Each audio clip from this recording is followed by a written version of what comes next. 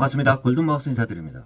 최근에는요, 은행에서 송금을 하던, 인터넷 뱅킹으로 송금을 하던요, 스팸이나 스미싱에 피해를 받지 않기 위해서 한번 절차를 거칩니다.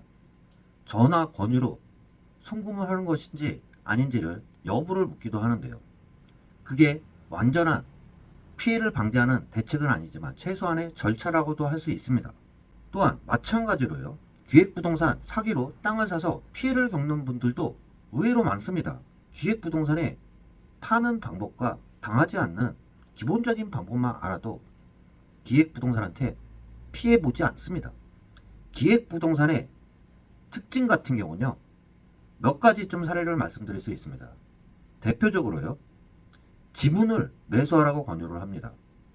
특히 가치가 낮은 임야나 전답 등의 분필되지도 않은 한 필지에 지분으로 판매하는 경우는 특히 기획부동산이라고 먼저 의심을 하세요. 지분으로 들어가면 다른 지분들의 동의를 받기 전에는 개발 행위를 제대로 할 수 없습니다. 그만큼 투자 가치가 떨어지는 게 지분입니다. 그것도 다른 지분자의 어떤 사람인지 알지도 못하고 생판 모르는 사람들끼리 지분으로 있을 때는 더더욱 더하다고 할 수 있습니다. 또한 황당하게도요, 계약 전까지 집원 등 물건지의 정확한 정보를 알려주지 않고 선입금을 요구하는 그러한 경우 거의 100% 기획부동산입니다. 어떤 땅을 팔던 부동산은요, 팔기 위해서는 집원을 먼저 오픈을 합니다.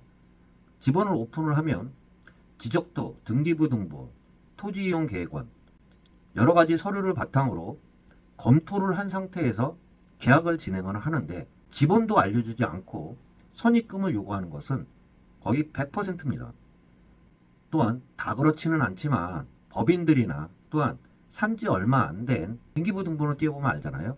얼마 되지 않아 단기간에 소유한 토지를 매매를 할 경우 일단 의심부터 할 수 있습니다.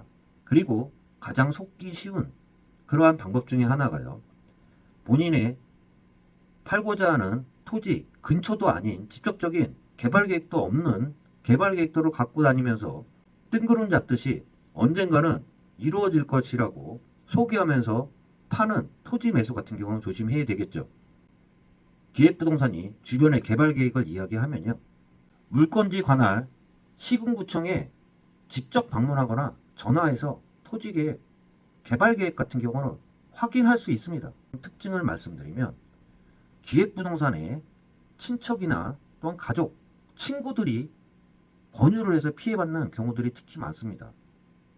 기획부동산이 땅을 팔기 위해서 직원을 고용하고 먼저 권유를 하는 게 가족, 친척, 또한 친구라고도 할 수 있겠죠.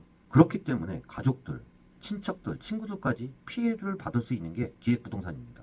또한 텔레마케터의 권유를 받아서 토지를 권유할 때는 일단 접고 의심을 하는 게 기획부동산에 당하지 않는 방법이라고 할 수 있습니다.